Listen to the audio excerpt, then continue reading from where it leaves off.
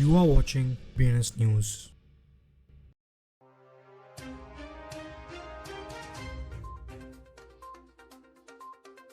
आज की headlines. Coinbase का सीएलओ बाइनेंस की लीगल बैटल में एसईसी के अप्रोच की क्रिटिसिज्म करता है। अमेरिका के एल साल्वाडोर के बिटकॉइंस को अपनाने को टारगेट करते हुए क्रिप्टो बिल इंट्रोड्यूस किया। चाइनीज बैन के बीच हांगकांग क्रिप्टो एसेट्स के लिए ग्लोबल सेंटर बनने की अटेम्प्ट कर रहा है। जापान में क्रिप्टो कंपनीज को रिवाइज रूल्स के अंडर कर रिलीफ मिलती है। Crypto exchange and custody services को ऑपरेट करने के लिए बाइबिट्स को Cyprus license. Crypto platform 8BTC China में क्रिप्टो करेंसी से दूर चला गया। सेंट्रल बैंक की rate of interest policy U turn के एक दिन बाद Turkish liras record lower level पर पहुंच गए। निया फाउंडेशन ने एशिया के वेब3 के डेवलपमेंट में तेजी लाने के लिए अलीबाबा क्लाउड के साथ पार्टनरशिप की। गेम5 Oasis navy NFTs gaming marketplace provide करता है।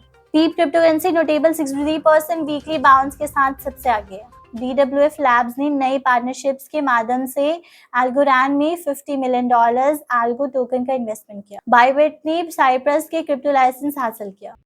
ऑपरेटिंग गाइडलाइंस के एलिज्ड वायलेशन से लेकर बाइनेंस एंड कॉइनबेस एसईसी के साथ लीगल लड़ाई में है। एसईसी के मामले में पिटीशन स्टेज को अपनी हेस्टेशंस के आधार के रूप में मेंशन करते हुए सिक्योरिटीज के रूप में क्लेम किए जा रहे स्पेसिफिक टोकन की पहचान करने की पावर सेफ रखी है।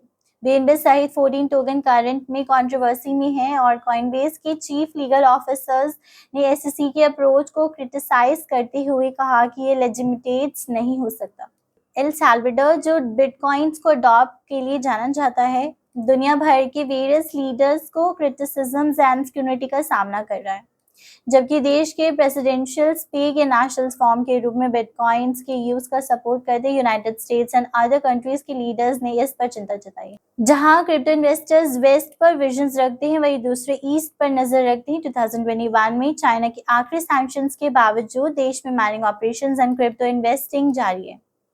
इसके अलावा हांगकांग के माध्यम से क्रिप्टो करेंसी को लीगल फ्रेमवर्क के डालने की एक प्रोसेस शुरू की गई थी। अब हांगकांग के ऑफिशियल इंपॉर्टेंट अनाउंसमेंट्स कर रहे हैं। जापान के टैक्स एडमिनिस्ट्रेशन ने कॉर्पोरेट कर रूल्स के अमेंडमेंट के तहत क्रिप्टो करेंसी जारी करने वाली कंपनीज को डिस्काउंट दिया है। एक लोकल क्रिप्टो मीडिया रिपोर्ट्स ने इस कदम को देश के डिजिटल एसेट सेक्टर के लिए बिजनेस एनवायरनमेंट के इम्प्रूवमेंट की दिशा की एक कदम बताया।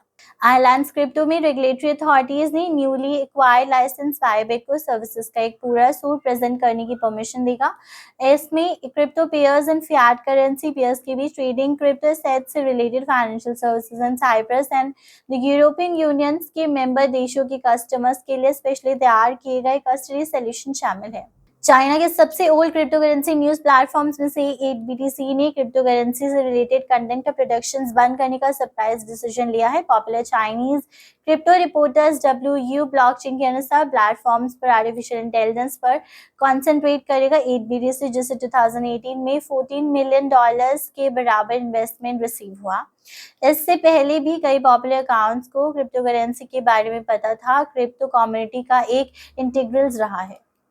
सेंट्रल बैंक द्वारा 2021 के बाद पहली बार इंटरेस्ट रेट्स में इंक्रीज के ठीक एक दिन बाद टर्किश लायरा गिरकर 25.74 पर डॉलर्स आ गया है। हालांकि रेट हाइक के डिसीजंस की कॉम्प्रिहेंसिवली उम्मीद थी, फिर भी ग्रोथ 21% से कमी रही, जिसकी कुछ एनालिटिक्स के प्रेडिक्शंस की थी।